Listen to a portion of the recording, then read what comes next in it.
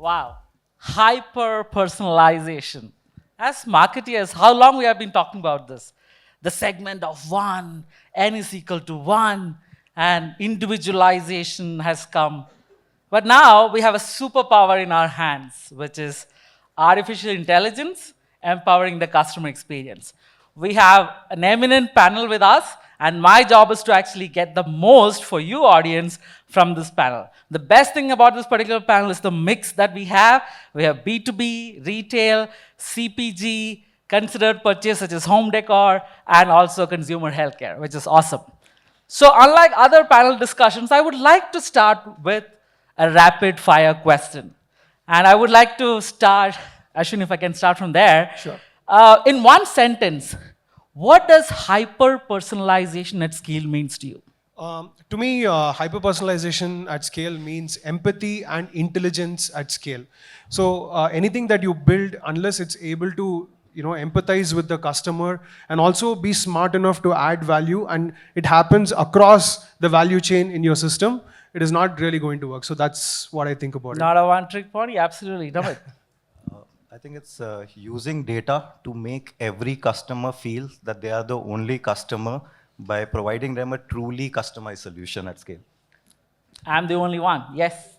I'll link to it, I'll top it up. Like for me, it's about having very meaningful, deep consumer connections, right? To deliver maybe experiences which are highly personalized, but not just for sake of making it personalized, Yes. right? It should add value to the consumer needs and build it's like to have one-on-one conversations with consumers to build highly valuable interactions. Absolutely, give and take. Yes, Shilpa. I think in my industry context, it is more about finding the right product fit for the customer because it is custom interiors. So every customer has a unique requirement. So figuring out what they really need and matching that to the requirement is the personalization that we offer. Unique requirements change, hyper-personalization needs to meet all of that. Yes, Tara. I think it's for us, for a CPG and a brand like Tata Consumer. It's how you bring in the human psychology, putting together with AI. Not just about, I think the experiences, of course, are an output of what you finally come out of it, right? So I think hyper-personalization is a combination of human psychology plus AI. Absolutely. It needs to be helpful at the end of the day to the customers. Absolutely. Let's start with you, Ashwin, with some open-ended questions. So, of course, Third Wave Coffee is known to craft curated customer experiences whenever the customer is at your store. And I'm sure you are leading the charter for artificial intelligence-led transformation in business and technology. What are guys doing, especially in the field of CX with AI? Right. So when I think about customer experience, I think about all the stakeholders that we have, be it our supply chain folks, operation folks, and also the end customer. I look at it into two different buckets. Now, if you look at how you can add AI and make it add value, so when you help our customers like operations do a better job, it ultimately flows through to the end customer. So even if it's like demand forecasting, ensuring that we are able to reduce the wastage, or for example, we are able to give operational enhancements such that they're able to make better decisions. All these things roll up and go into the customer experience. And finally, even for the customer, when they engage with us, sort of that small things about understanding where they are at, what position they are at, which is the best coffee or product that we can give to them at that point of time. And doing this at scale is what we are doing. For that purpose, we laid a very rock solid foundation in terms of our data. How these data sort of gets gathered, how they sort of democratized the data through API availabilities across the whole ecosystem, and how we are enabling people to have that culture of experimentation and playing around with the data and seeing what works and taking it into production is something that we've built it inherently in our culture, and we are getting all those dividends. And in the next phase with the enhancements with AI in terms of what all is capable, like your agentic AI workflows, right? I think we are very well poised to sort of ride that wave because of all the good work that we've done in the past. Thank you for sharing. Yes, a solid foundation of data. Anything that you build on top of it will tumble over if the foundation is not strong enough. Thanks for sharing. And Amit, coming to you, we heard in the morning the awesome work that Unilever is doing, especially in the B2B space per se. And you bring in that unique perspective of how does hyper-personalization really work in a B2B scenario where, I mean, the variety is actually really interesting. The challenges are also different, I'm sure, against a B2C organization. What are you seeing? How is that different from a traditional B2C hyper-personalization per se? Okay, so I think firstly, hyper-personalization at scale, if you ask me, I don't think it's a novelty anymore. I think it's a must-have requirement for any digital business. Gone are those days where you could send one message to everybody and could expect that people will be happy with it. I think from a long-term perspective, it is also very cost-effective for the business, as well as it resonates with the consumer, and in my case, retailers, the B2B part, because they get offers and things which are customized and relevant to them. It's not more like a spam which typically comes. Having said that, I think there's a stark difference in the approach between a B2C and a B2B business. When it comes to B2C, it is all about focusing on improving customer experience, trying to predict the needs and the requirement of the customer at that point of time. The kind of data that is used is also like past buying behavior, browsing history, social media interaction, all that, so that you can come up with suggestions which are relevant to the person. The entire principle in B2C is more about enhancing the customer experience, building loyalties so that it leads to sale. So if you look at an example of like say Zomato or Swiggy, they look at our browsing history, see what we have purchased. Depending upon that, they give us recommendation. Depending upon the day of the week, time of the day, for that matter, even weather patterns, they will what has to be sold. So if it is raining, they'll say, why don't you buy a pakoda or a samosa? If you're an Evolved customer, why don't you buy a coffee? So those are the kind of things. The entire intent is to predict what the requirement of the customer is at that particular point of time and convert that into sales. However, when it comes to B2B, I think it is an entirely different ballgame altogether. The entire premise out here is to understand the needs and the requirement of the business, to understand what their problems are, to solve it. The kind of data which is used is also slightly little more complex than just past buying behavior. You have to look at bulk buying pattern, macroeconomic conditions, stock turnover ratios. The entire intent in B2B is to have a long-term strategic partnership and help in improving the efficiency as well as the profitability of the partner. So again, to give you an example of Shikhar application, which is what was discussed in the morning, the customers for me are the retailers or the mom and pop stores, or the kirana stores, as you know about it.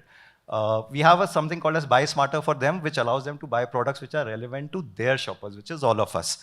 The retailer actually is not interested in the propositions of the product which is there. They are bothered about is high margin products. They are bothered about products which have high repeat ratios, because all this helps them in reducing their inventory, improving their rotation of money, and thereby improving the profitability. So that's where the difference lies. So if I have to sum it up, basically, both B2C requires hyper-personalization. The difference is the kind of data, the complexities of data, and the end game.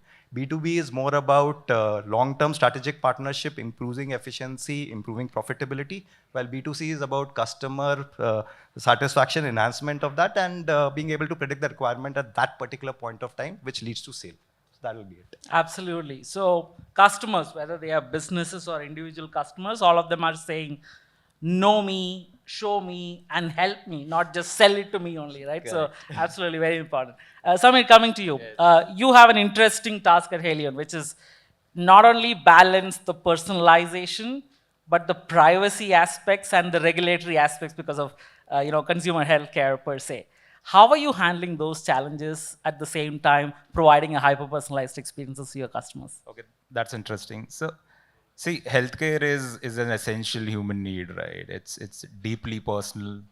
It's about self-awareness, self-care. And at Helion, our true purpose is to build and provide better everyday health with humanity. And humanity is key for us. So when it comes to AI, we are a firm believer of responsible AI. To give you a context, we use AI extensively internally to understand our consumer behavior, to figure out the white spaces we want to operate in future. A lot of our internal tools are there. Like, for example, my friend Namit has Shikhar, which is for retailers, right? We have Helion Sathi, which is for our on-field sales rep, which empower and enables them with on-the-flight information and everything. So we are really ahead in terms of adopting it at an internal level. But at the same time, our brand stands for real people framework. We are talking to real consumers. with real problems, with real products we are selling to them, which provides real benefits to our consumers, right? And we are very cognizant of that. To give you an example, we do hyper-personalized communications with them in terms of languages, their shopping behaviors, their media touch points or choices. But we are very cognizant, we will never create a human-like real face with AI to communicate with them, because we want to be authentic as an organization and as brands. So that's where there is a difference in a line we operate at. So more than a challenge is for Helion, it's responsible AI and how we use it, and we look at it that way. Thank you for sharing, Samir. The importance of doing it responsibly, not just jumping at it, straight at it, and throwing other things such as privacy, regulatory compliances, and what the customers really is actually looking at from the brand per se. And trust as a coin, very hard to actually earn, at the same time easy to actually lose. So importance to actually do all of this responsibly. Shilpa, coming to you, right? You have a very interesting profile, which is you head both the supply chain as well as the CX initiatives at HomeLane. And I'm sure you really understand the importance of the real-time data and the real-time decisions, which is crucial as we build hyper-personalized experiences. What are your thoughts on that, and how are you doing this at HomeLane? So I think in our context, first of all, buying a home itself is a milestone in many people's life. And when it comes to designing the house, they want it as unique and as personalized as possible. And usually the interaction is not just between one customer and the designer. It's usually a family that sits together designing the entire house along with the designer. One of the challenges I think that we are now solving through AI is a lot of discussions when you're designing the house, a lot of parallel discussions which are happening. Someone will say, oh, put one shelf in this cupboard, or put one lock over here. Now, a lot of these small things, there are possibilities, and we do face issues where it is missed by the designer, right? And hence it is never captured in the production stage, and hence never delivered to the site. And later we realize, oh, this was missed in the scope itself. So we're using it to basically capture all the discussions which happen in the room between the customer, customer's family and the designer, and ensure how can it get automatically translated into the either the quotation or gets captured into the minutes of the meeting and the actionables, so that nothing gets missed in terms of the scope of the, as far as the project is concerned. Second is, usually customers are inspired by a lot of themes. They may have seen some Pinterest image, inspired by a Scandinavian theme or a contemporary theme, but they're not able to describe it in words in terms of what they really want. So what we are also building out is where you show an image, and basis that image, how can we enable the designer to give the right recommendations basis that theme? Because not everything can obviously fit into the layout of the house as well. So given your configuration, given your wall dimensions and all, what is the best that we can do to fit that theme, and hence what is the right product recommendation to enable the designer to make it as real time while designing, which likes or which has the most better chances of fitting to the customer's requirements. So I think these are the 2-3 aspects where we are looking at how to enable our designers to make it as real-time in designing the house, getting the context of the previous meeting, because usually these designing discussions don't get closed in one meeting, right? The entire project goes on for anywhere between 2 to 6 months. So there's a lot of context to all the discussions that have happened until the order goes into production and then it's delivered to the customer side. So how do you keep that entire context, keep the threads, and able to connect when a customer reaches out to you, what possibly could be wrong or could have gone wrong with this project, so that we can attack those problems as fast as possible? Yeah, thanks for sharing, Shilpa. I'm sure all of us realize that customer preferences changes by the second. It's just the next scroll up in the reel, and my preference has changed. And as brands, how important it is for us to be flexible to capture that preferences and then feed that to the AI, to your point of the data foundation, and then make sure that the experiences are hyper-personalized. Thank you for sharing that. Taran, coming to you. I'm sure Tata Consumer Products, of course, a leader in many categories, but being in CPG, I'm sure it's a hyper-competitive space as well. How are you using hyper-personalization at scale to differentiate from competition? Can you share examples? So I think for TCPL Tea, which is the Tata Tea flagship brand that we have, I think we've really pioneered the personalization entire piece and started way back in 2019.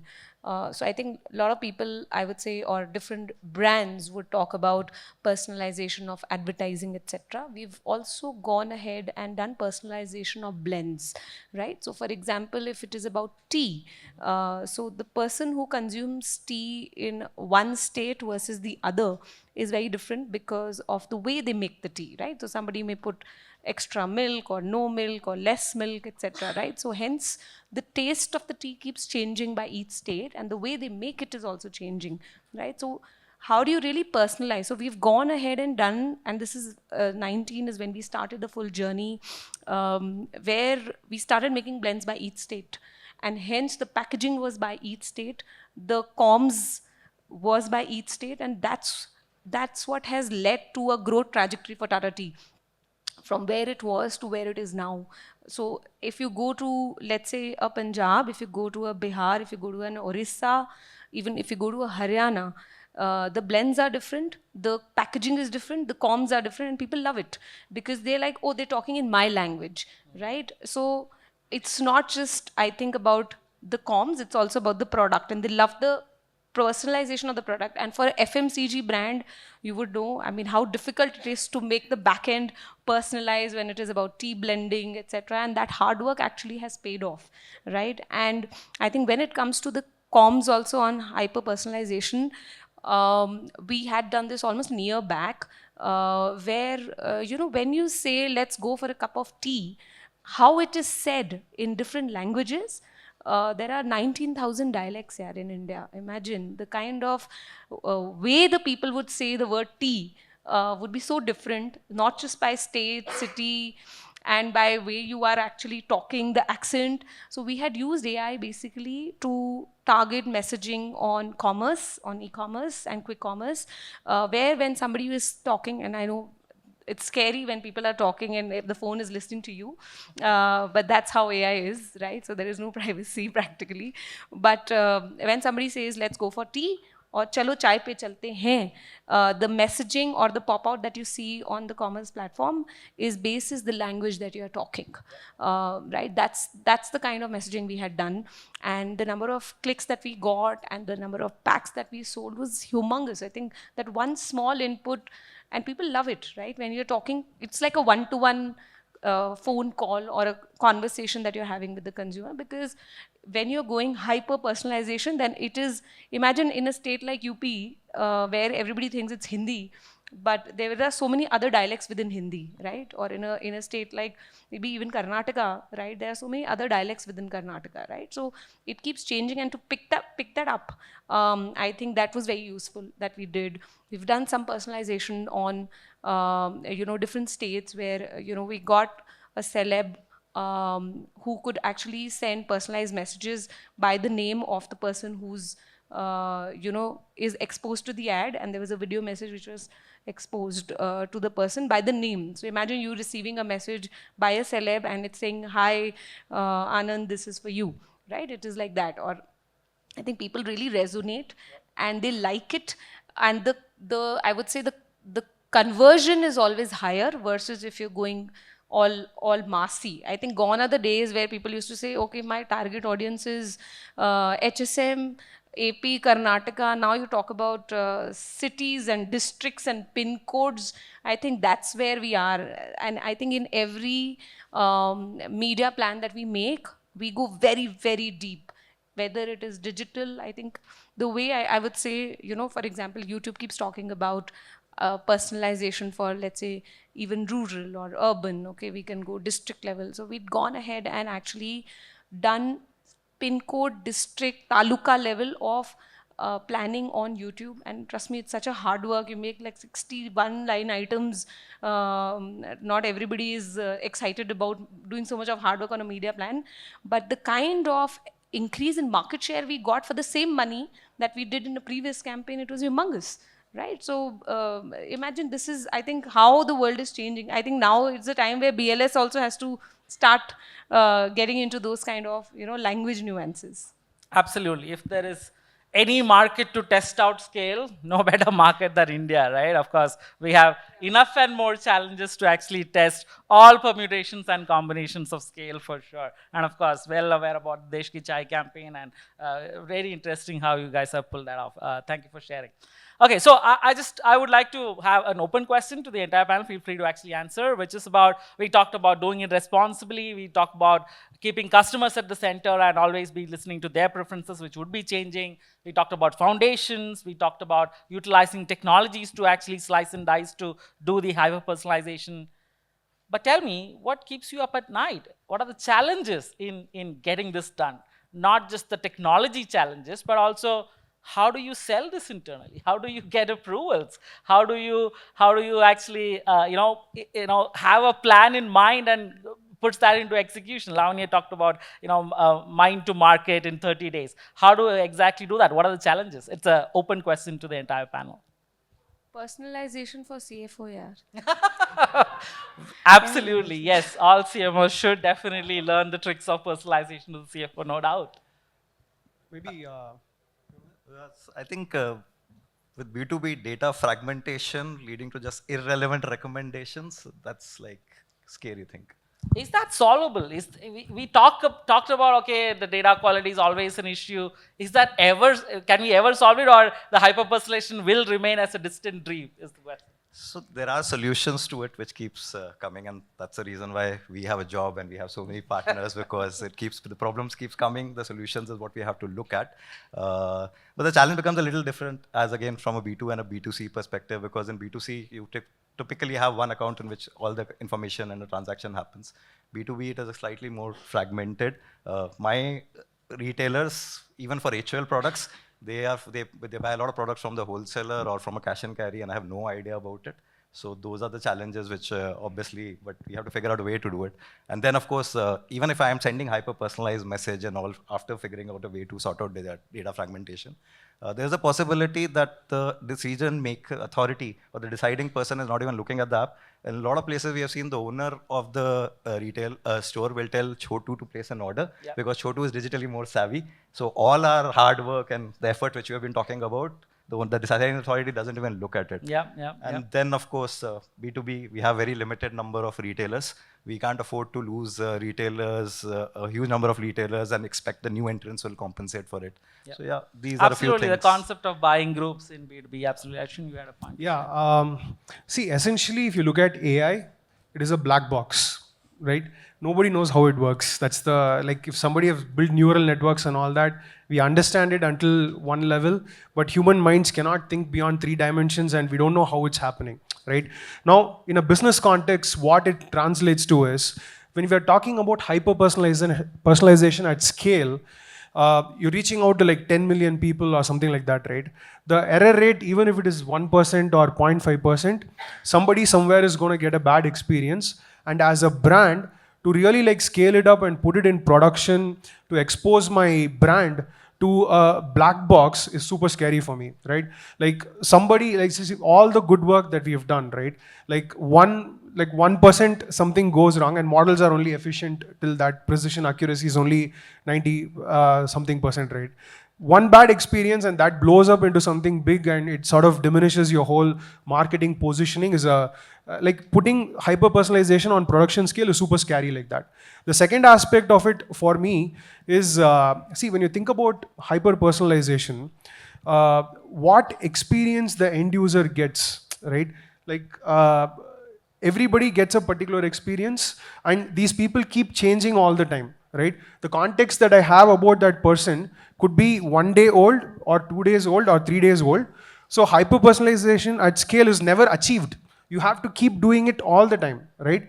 Like how do you get to that point to keep the systems up to date, and what is a good sort of a cycle? Is it a 1 day thing? Is it a half a day thing? Is it, and if you keep going into building data pipelines for that, it's a nightmare, right? So how do you make it work at scale? These two problems sort of stand out for me. I just want to add to what he's saying. I think we have a CDP platform, okay? And when you look at the record data, you're like, oh wow, there's so much of data there. And we're sitting and doing one discussion and thinking, okay, this is my consumer. And then we're like, okay, let's look at the last 90-day database because that should be most accurate, right? That's the footprint of the digital consumer. And it's very interesting to see how that 90 days actually is becoming less valid and now 60 days suddenly is more valid because that, like what you're saying, right? The consumer choices are suddenly changing so fast, right? So I don't know where we are heading. We're getting to 30 days and more valid because I think people have started making choices so fast and it's changing really very, very, very fast, I would say. I think in our context, matching the physical execution with whatever digitally you're getting, because you're getting a lot of data points, you're getting a lot of inputs, while you may design something beautiful, but at the end, it has to be executed, right? So how do you really match that with that scale? Because trends are changing every now and then, customers are evolving every day. I mean, the affluent class is increasing. So how do you really match that and go make the physical execution also match the pace of what you're learning digitally is also important. Yeah. I'll just answer the first part of your question. Yeah. People have added a lot of value on that. So I think you said what worries us, right? So I'm a firm believer of consumer obsessed marketing. And in today's world, right, with AI being the first layer of interaction, I just feel, which keeps me awake at night is, I specifically, I don't know about others, don't lose the sight of power of real consumer interactions, right? Yeah. I'll tell you, like, we have a brand and you will know about it, Sensodyne. So 1 in 2 people have sensitivity in India. So 50% of this audience should have it. A lot of people will be using that product. But the incident rates are very different.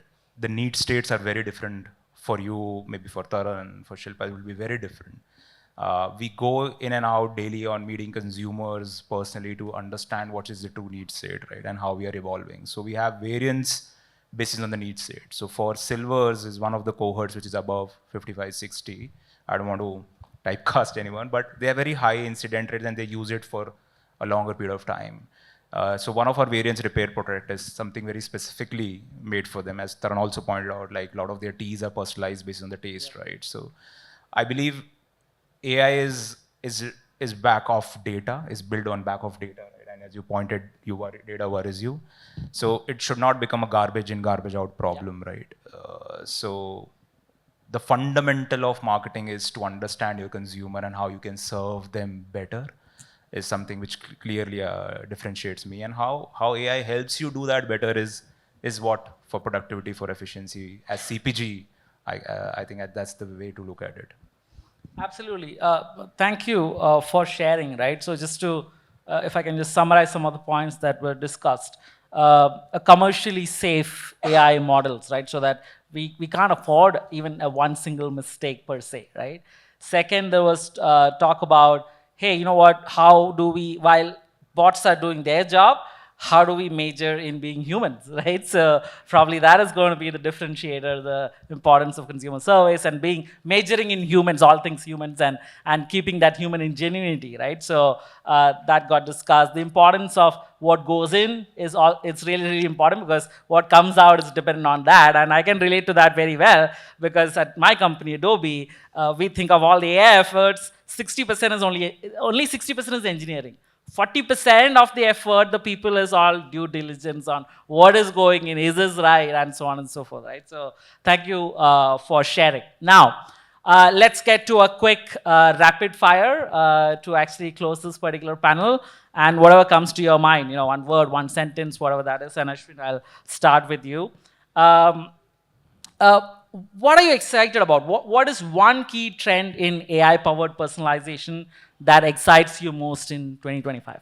100% hands down, it'll be agentic AI and what it entails for all of us, right? Like I see it happening in the SaaS industry first up, wherein just a 5-member team can actually build a $100 million MRR company and all that, right? So what I observe is tools like N8N and all that. I'm not sure if everybody is familiar. You could actually automate your entire workflow with the help of AI. And in the field of marketing and all that, I see a future very soon where you can have your whole marketing calendar and just automatic triggers happen. Systems can go find out what is the latest trend that's happening in Instagram or wherever, and your target audience. And all I think what we humans will be doing is approve or disapprove. And it'll be automated and it'll be more efficient. It'll be getting a lot more efficiencies over there. I think if it can go one of two ways, and if it goes that way of humans and AI sort of make the world a better place, and sort of it enhances our productivity, and it sort of does a lot of good things. I think amazing things can come in terms of how brands position themselves, reach out to their customers, and add meaningful experiences to end users. And I'm super excited about that. Thank you, Agentic AI. Yes, Namit, what are you excited about? I think it is democratization of technology as a whole. Yeah. The retailer who doesn't have too much of technical know-how, doesn't have too much of a strong financial backing, can today at a click of a button, just by taking a picture or a selfie, can generate professional grade videos and circulate to all us consumers or shoppers which are there in his WhatsApp group, and request them to come to his store so that his footfall can increase and the sales will increase. So democratization of technology, don't need any fancy companies or a deep pocket and all. On a click of a button, they'll be able to use technology for their benefit. Spot on. The floors have been lowered. Many more people can actually now enter. But let's not forget the ceiling has also gone up. So there is still value for being the top class for sure. Yes. Okay, there are many which excites me. Like one top of the mind, I was reading something early in the morning, right? How we are personalizing the entire shopping experience, which is not only on digital but also on the physical retail, right? I was reading about smart shelves, right? So imagine they're out in the market, by the way, as we are speaking. So imagine if you're walking in a physical store, a beauty personal care brand can actually figure out your experiences, shopping experiences, behaviors in the past, figure out your current temperature around in the city, figure out your skin condition, and actually on a real-time basis, give you those smart bundles of products which you need. And in future, how these will intercalate with the online shopping experience, because a lot of data will be piped from there. So how better we understand our consumers from entire shopping experience is something really excites me. It fascinates me. Very interesting indeed. Yes. Shilpa. I think the overall ability to understand the customer profile, their needs, is something very easily available now. That is something very exciting. So you can really position yourself, you know how to, approach a particular customer. I think second wave that I'm looking at is as far as the chatbots and all are concerned. Till now it was very transactional in terms of solving a customer problem. But now I think there's a lot of emotion coming along with it, right? If a customer is really pissed off about a refund, an agent is not just refunding the money, right? But the chatbot is actually understanding that emotion behind it and maybe doing something to, pep up the mood of the customer. I think that is really what is taking the game to the next level in terms of connecting to the customer, not just transactionally solving their problem. Absolutely. From data-driven decisions to insights-driven decisions with the power of AI. Taran, over to you. Yeah, I think what excites me is the kind of predictions people will, companies can do, whether it is emotions, what she was talking about, or whether it is purchasing behavior. I think, and I think what in the previous session we're talking about mind to market in 30 days or 60 days, or I think the prediction of it across different categories. It may not be FMCG. I think it will be exciting to see how real human problems in healthcare specifically, I would say, which is also very useful, it gets solved, because I think that is a very exciting, I would say, impactful way of AI usage. I think prediction, real-time predictions going by across sectors is something which is very exciting, not just, I think, FMCG, across. Absolutely, real-time predictions as well as forecasting what may happen. Yes, absolutely. Thank you for sharing that. One last question, rapid fire. I'm sure all of us in this particular room are in different stages when it comes to adopting AI-powered CX in the realm of hyper-personalization and driving growth for the business and everything, right? So what is one advice you would have for everyone basis your experiences? And Taran, if I can start with you. On using AI? Yeah, one advice on how do I use AI for CX, hyper-personalization and eventually scale the business? I think test and learn and is the way to go, right? Because everywhere you see so many AI tools, but test and learn with all the legal, IT, everything tick mark, which takes a lot of times also in a lot of companies. But I think test and learn is a way to go. You will fail some, but you will. I think the appetite to learn is important. Because if everybody sits in their comfort zone that I will let someone else test it and then I will learn from it, it may not really give you the result because you've not tested hands-on, right? That's a lot of difference when you do hands-on. Yeah, spot on. Test and learn. The cycles are dramatically reduced with the power of AI. Yeah, Shilpa. I think, first of all, AI is not a magic wand which will fix all the problems. So the nuts and bolts of the business are still people and processes.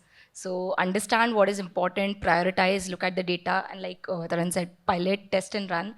Understand what is the value you're getting and what is the ROI you're getting, and then sort of figure out what to scale up. But first prioritize, look, use AI to get the data, to make the right decisions on what is important for you, what will give you the better returns in terms of experimentation. Absolutely. People, process, and tech. Let's not over-index only on one of those. Yeah. A couple of advices, like I feel I take that always in my day-to-day life is, what is the core objective for me to use any technology, right? So it has to start from there rather than just going in the flow of, if it is going, let's use it. Other at an enterprise level, I firmly believe, I touch base that data is very important. So start investing in your data, how you can collect your own authentic data. Because again, the garbage in, garbage out problem, and it will learn for next 5-10 years of something which is not right for your organization, you're building a disaster. So that's one piece of advice I would like. Thank you. Start with the why and get your data game on top. Yeah. I think it's very similar to what everyone has said. Firstly is keep the customer at the center and understand their challenges and problem and try to resolve that. Understand that technology is just an enabler. It is not a solution provider. And naturally, AI is only as good as the data is, so focus on the quality of data. Yeah, I think very similar thoughts. Three things I want to share. One is problems, understanding as a business person, leader, right? Understanding the problem space, understanding the solution space, understanding the guardrails. I think these are the three key things. So like I think all of you said, right? If you don't understand what problem you're solving and defining it very clearly, what you're going out to solve, you're setting yourself up for failure. The second point is, what does success look like? Unless you're defining it and able to track it with clear metrics, it's going to get pretty crazy pretty soon. And the third is, because AI is not like a deterministic system, at least from what we can all comprehend, it is very important to put the guardrails so that it doesn't go crazy and does something that you're not expecting. So anybody starting on AI, I think these three things, if you keep in your mind, I think you'll be in a good place. Absolutely. Thank you so much, panel. The panel has literally spelled it out, saying, turn your pilots into production. It is time. Everybody is doing it at the same time. Watch out for caveats and challenges which may come our way, be it responsibility, being having a data foundation, and talking human first. Thank you so much to the entire panelists. Really appreciate your time and insight shared. Thanks. Thank you so much. And with that, may we request all our panelists to please come together for a group photograph. Allow us an opportunity to capture you all in hashtag Data Unplugged frame right there. And whilst as our panelists are coming in together, may I also urge the request of our eminent dignitaries who are going to be joining us for giving the token of appreciation. May we have Neeraj Pratap Sangani, the MMA India member and the CEO of Hansa C Equity, along with Dr. Ashish Bajaj, Chief Marketing Officer of Narayana Health. As both of them join us, may we please now urge first Neeraj to give away the token of appreciation, starting with Ashwin. So we're going to be requesting Neeraj to give a token of appreciation to Mr. Ashwin Chandrasekhar. Let's get both of them in one frame. Let the applause continue, everyone, if you've encouraged their discussions.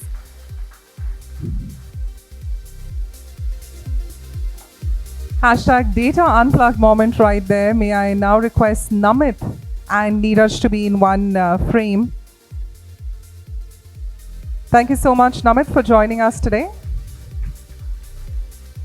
And Neeraj, if you can help us in felicitating Mr. Sameer Malik.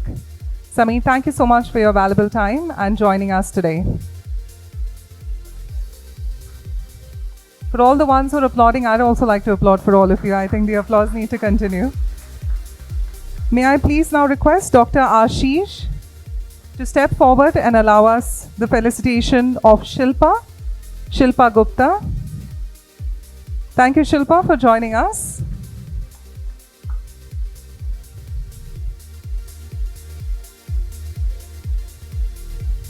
Yes, of course. We'd also like to give away for the gifting partner. Dr. Ashish, if you can now give a token of appreciation to Taranjeet. Taranjeet, thank you so much for joining us. And for our moderator, may we request Dr. Ashish to give a token of appreciation to Vaishak. Thank you so much for joining us. And I think he deserves a bigger round of applause. What an excellent session he's moderated. Truly helped us in curating such an excellent discussion with all our eminent speakers. So yes, the gifting continues on stage. May we request all our dignitaries to please step forward along with Dr. Ashish and Neeraj. Let's get all of them also in one frame. We'd like to encourage the leadership now with the hashtag Data Unplugged moment right there. We can see a lot of you taking out your mobile phones. Remember to continue the conversation online with hashtag Data Unplugged right here in Bengaluru. Thank you so much.